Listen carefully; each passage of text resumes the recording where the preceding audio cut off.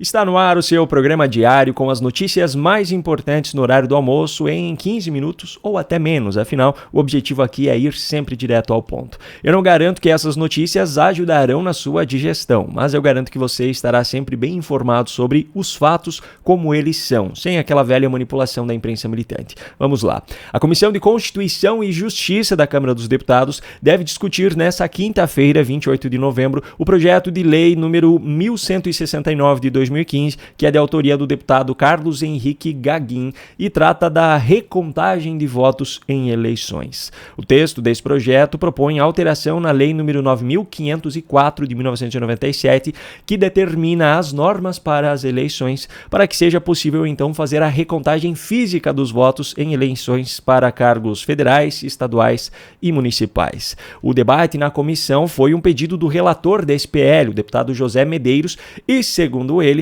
deve contar também com a participação de profissionais especialistas para obter uma visão ampla das possibilidades e entraves inerentes à matéria. Os convidados que confirmaram presença foram a atual presidente do Tribunal Superior Eleitoral, ministra Carmen Lúcia, o desembargador Sebastião Coelho, o procurador do Mato Grosso do Sul, Felipe Camelo Jimenez, e o engenheiro especializado em segurança de dados e voto eletrônico, Amilcar Brunazzo Filho.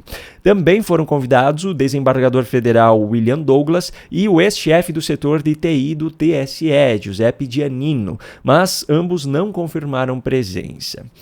Um levantamento feito pelo Paraná Pesquisas, realizado entre os dias 21 e 25 de novembro de 2024, apontou que, se a eleição presidencial fosse hoje e Bolsonaro não estivesse inelegível, ele teria 37,6% dos votos contra 33,6% do atual presidente Lula. A margem de erro da pesquisa é de 2,2 pontos percentuais para mais ou para menos, e vale ressaltar que o levantamento foi feito depois da Polícia Federal ter anunciado que o ex-presidente Jair Bolsonaro era um dos 37 nomes dos indiciados no inquérito que apura a suposta tentativa de golpe de Estado. O resultado que eu acabei de citar, favorável ao ex-presidente, se refere ao cenário de um primeiro turno que teria ainda Ciro Gomes, Simone Tebet e Ronaldo Caiado como candidatos.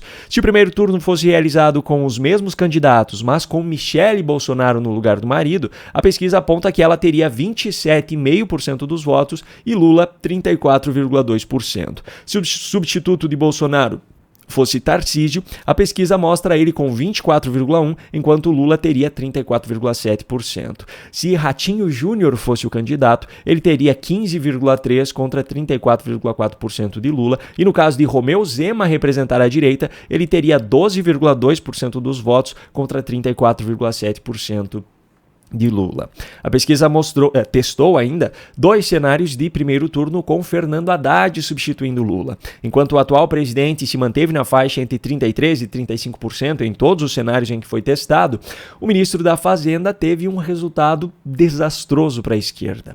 Com Bolsonaro na disputa, Haddad teria apenas 14,5% contra 38,3% do ex-presidente. E se o principal adversário fosse Michele Bolsonaro, Haddad ficaria com 14,9% contra 27,6% da ex-primeira-dama.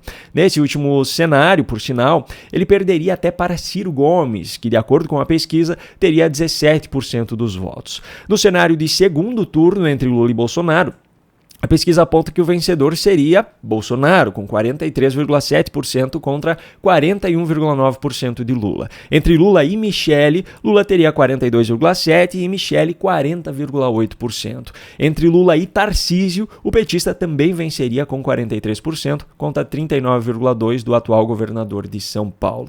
Em relação à avaliação do atual governo, 51% dos entrevistados desaprovam, 46,1% aprovam e 2,9% não souberam ou não quiseram opinar.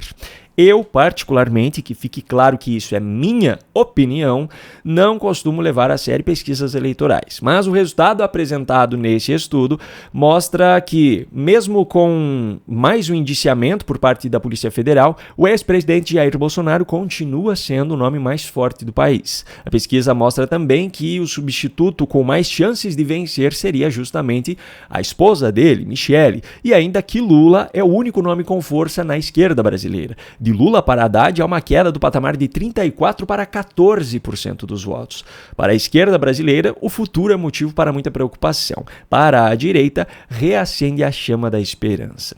E como eu citei o indiciamento de Bolsonaro, a próxima notícia tem tudo a ver com isso. O ministro Alexandre de Moraes derrubou ainda ontem o sigilo sobre o relatório final da Polícia Federal sobre a suposta tentativa de golpe e o encaminhou para a Procuradoria-Geral da República.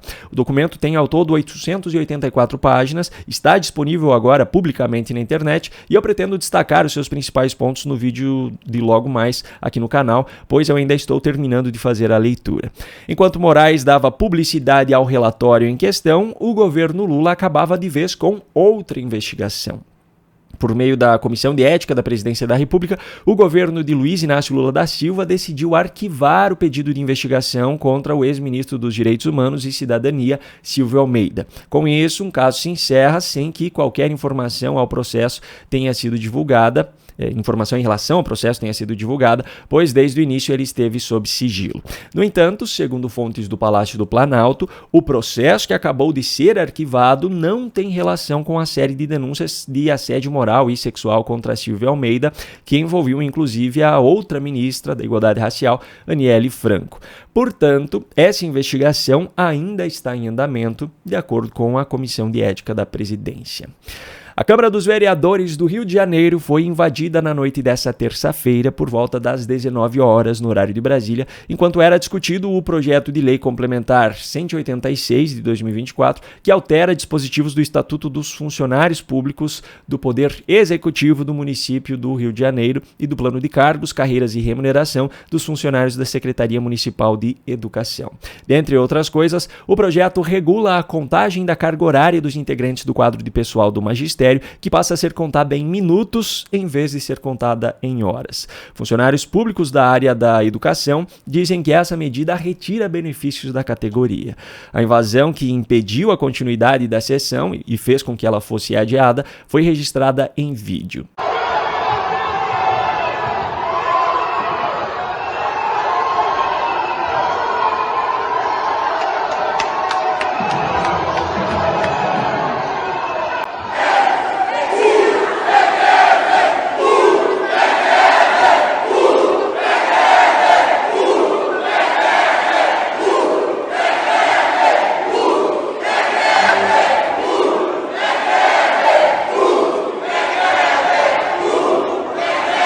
Se declara encerrada a sessão por tumulto.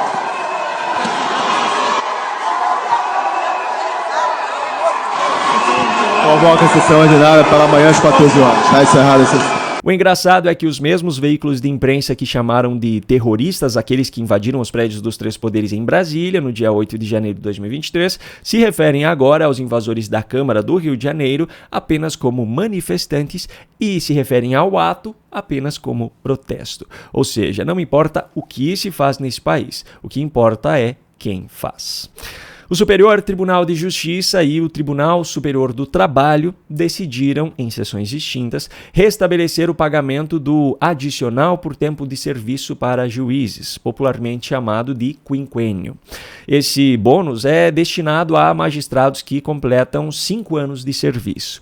A decisão do STJ foi aprovada em uma sessão do Conselho de Administração nesta terça, 26 de novembro, por unanimidade. O relator do caso, o ministro Benedito Gonçalves, acolheu o pedido da Associação dos Juízes Federais para a restituição do adicional aos ministros. Para quem não associou o nome à pessoa, o ministro Benedito Gonçalves é aquele da famosa frase "missão dada é missão cumprida", dita na cerimônia de diplomação de Lula em dezembro de 2022. Ele também é o pai daquele jovem rapaz, empreendedor de muito sucesso, que viralizou na internet após aparecer em um vídeo gravado na Europa, ostentando roupas, calçado e relógio de alto luxo. O governador do estado de Goiás, Ronaldo Caiado, que pretende ser candidato à presidência da República em 2026 pela União Brasil, sancionou um projeto de lei que concede a cidadania goiana ao ministro do Supremo Tribunal Federal, Flávio Dino. A iniciativa da homenagem partiu dos deputados Dr. Jorge Moraes, do PDT, Bruno Peixoto, do União Brasil, e Thales Barreto, também do União Brasil. Caiado, que se considera de direita e pretende representar esse espectro político na próxima eleição presidencial, já havia gerado opiniões mais controversas por comparecer à posse de Flávio Dino no STF em fevereiro desse ano. Na ocasião, o governador de Goiás disse, abro aspas, tem que entender que na democracia e na vida pública e política, cada um tem as suas posições ideológicas e nem por isso precisam ter uma ruptura do ponto de vista de convivência, de diálogo. Fecho aspas. A presidente nacional do Partido dos Trabalhadores, Gleisi Hoffmann, anunciou que o partido entrará na justiça com uma ação indenizatória contra a cantora e influenciadora Jojo Todinho pelas acusações feitas por ela no podcast Conversa Paralela na última segunda-feira. No vídeo que foi ao ar aqui no canal ontem, no finalzinho da tarde, às 5h30, eu detalhei essas denúncias e mostrei que, se forem confirmadas, deveriam levar à cassação do mandato de Lula e à sua condenação à inelegibilidade. Mas, para aqueles que não assistiram ao vídeo ainda, a título de contextualização, Jojo Todinho afirmou que recebeu em 2022 uma proposta da campanha de Lula de R$1,5 milhão para apoiá-lo na disputa. Ela afirmou ainda no podcast que todos os influenciadores que fizeram campanha para Lula receberam dinheiro para isso. Essa prática é absolutamente ilegal.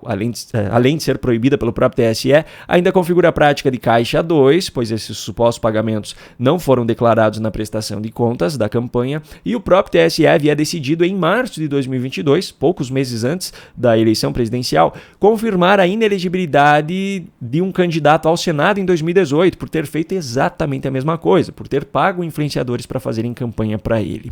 Diante das denúncias, o correto seria a abertura de uma investigação para apurar os fatos.